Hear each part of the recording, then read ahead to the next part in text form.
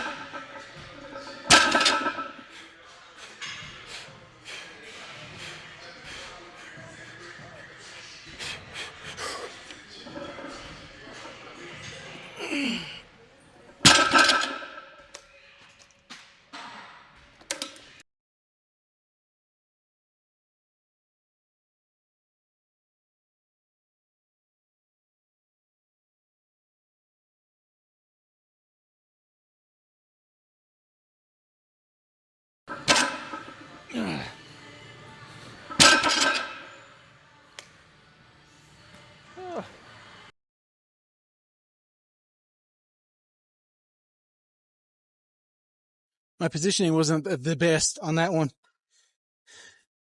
Could have been a little bit better for sure. But that's okay. We got our main stuff done, that one done. And, when you're pushing heavy weights, you're usually more dialed in. You're going to be pretty critical of yourself too, which I'm probably my own worst critic, to be fair. I know some of you guys are probably the same way. So you just take from it what works and let go what doesn't work, right? Just like become the water, become the bottle. So that's a pretty good session. We'll go on to something else now. I was going to do something else half heavy, but I'll watch the setback first and I'll decide from there. I've always got an A and a B to use after my heavy deads. So we'll see you in the next exercise anyway. All right. So that was pretty good, considering it was all right. I was kind of in between doing a pause on the last rep or doing like a total reset, and then on the way down I had like 3 different things in my head, which you shouldn't do, but I did. I didn't know if I was going to pause it, if I was going to hold it, and then I don't know. So I just let it down, and then I just stood up. I said, okay, I'll reset. So by the time I laid it down, I said, I'll make it a little bit harder on myself. And it still went up nice and easy on the last one. So just something to keep in mind, that you got to know exactly what you're doing before you do it. But also, I did make it a little bit harder on myself, and I still completed it. So, and the speed of the reps were pretty well the same the whole way through. So that works for me. So now we're going to bust out some leg extensions. I think what I'm going to do afterwards is some adduction, I think. We'll do some adduction, and then I'll do a slight little bit of back. I'm going to do some single arm pulls, and then I'm definitely going to finish with a rear delt exercise, probably a cable crossover, or if those are taken up, then I might use the reverse pec fly. But we'll see anyway, right? So again, the music is absolutely blasting tonight, so I'm trying to talk here and keep you guys engaged, but also get a zone in on my voice because the music is so loud and so clear that you can barely hear me. And YouTube hits me hard on the copyright. Well, they used to. They haven't in a long time, but I've been fixing it, of course, right? Excuse me. There we are, gang. Yeah, so another set of those, and we'll keep on motoring through. There's nothing that can hold us back.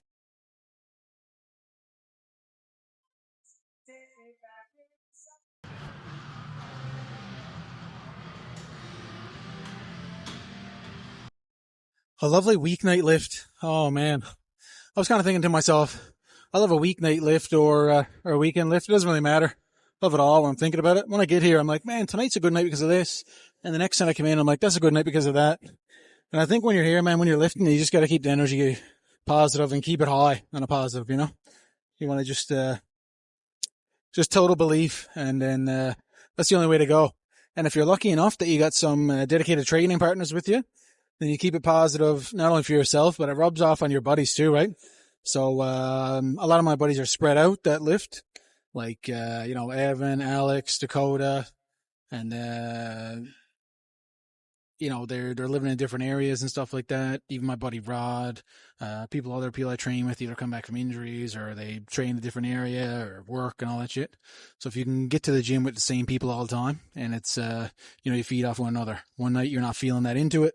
And then your buddy steps up his game and he said, man, he's performing. I got to do my thing.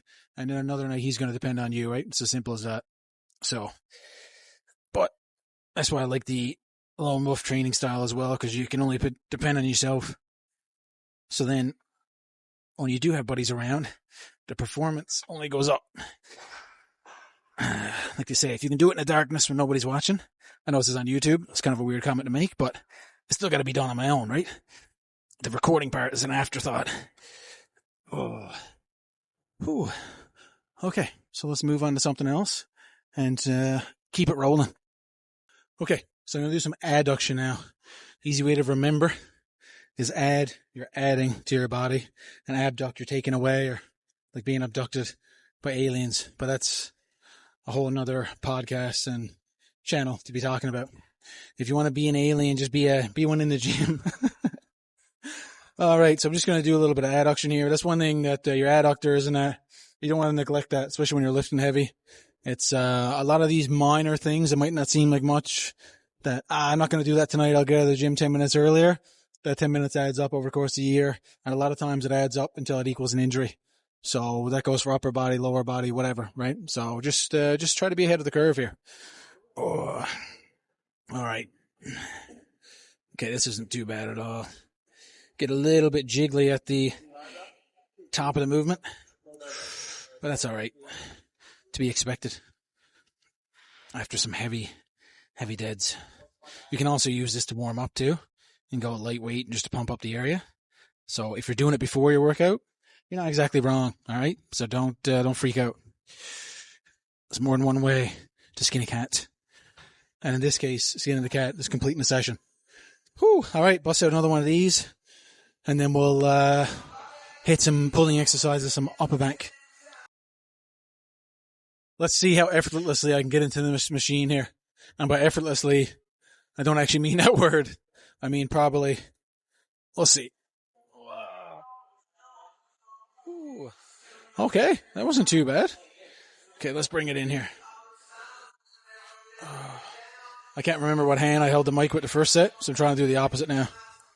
So by this time, as you're watching, you'll know which one it is. And I know you're behind me in literal sense here, but we're doing this together. All right? So don't get it twisted. Whoo! Oh, too much power. Oh, ease back. There we go. That's going to be it for your boy there. Whoo! Definitely feeling that. Yeah.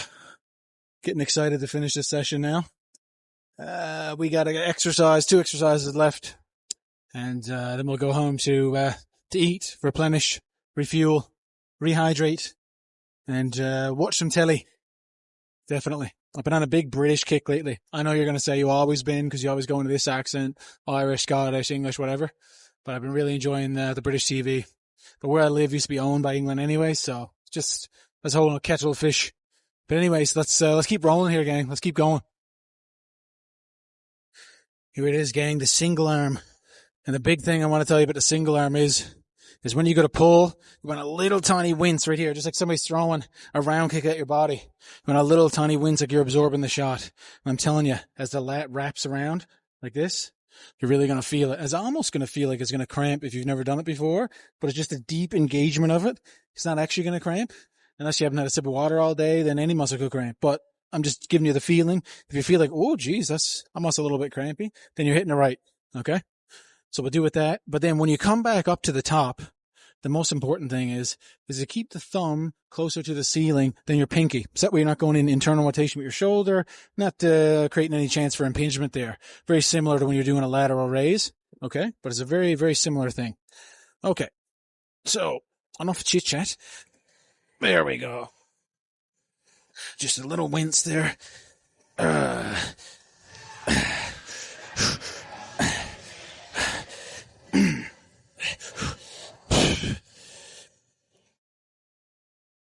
There we go. And we'll quickly swap over to the other side and do our best to go exactly the same on both sides.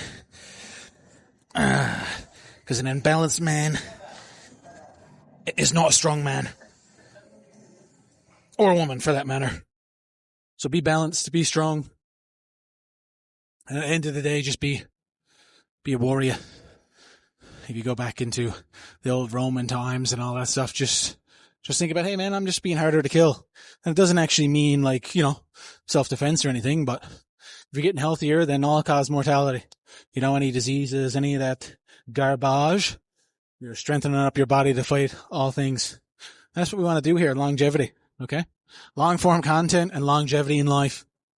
But that was a bit of a ramble, so we're going to jump right into the next one. Right to business. Right to business here. Just a little look from the front this time. Oh.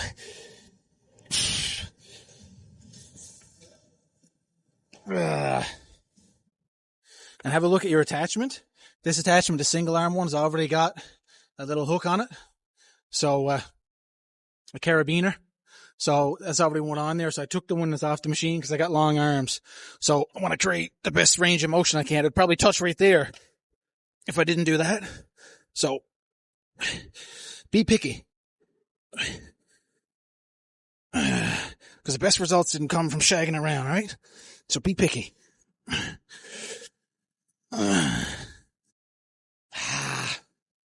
There we are. Now I'll do some nice reverse flies. And then I'm going to fly out of here. Not in reverse. Just going to do some rear delt and the cables here. So I'll start back on. And normally I kind of would square up myself with my opposite arm. But this time I'll either leave the arm by the side or even tuck it slightly by the back. So that way I get this full plane of movement here in the front. Because if you got something in the way, you tend to kind of go out to go around it when the cable's coming across you. So you don't want to change up the movement. You'll see what I mean once I turn around here. But I started with the right arm and the other one, so I'm going to do the same here, right? So bring it out. And a little tiny bit of abs in this one too. That's why I'm not doing two at a time. Because you've got to fight to stay upright.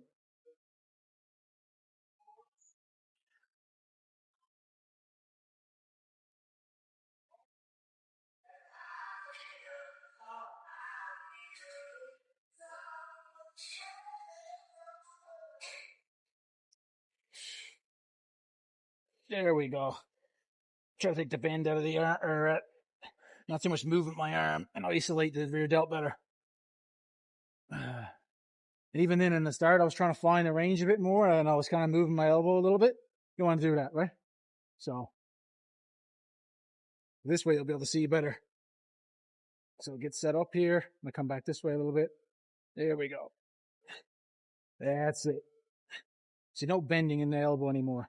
It might not be exactly perfectly straight, but I'm not bending it each and every time that I do the eccentric part. Right? Just like a golf swing. You keep the arm back, you know? Keep the arm straight and you go back.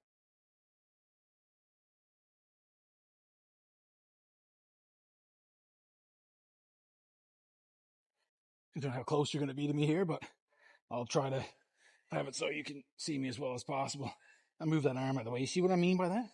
That arm can kind of hinder your motion a little bit. Ooh. And just trying to put my mind right inside of that rear delt and pretend that I'm almost in the cockpit, just driving. And I'm just navigating around the body and firing the rear delt. Just think of it as a little tank. Like Brad Pitt and Fury. Oh, okay. There we are.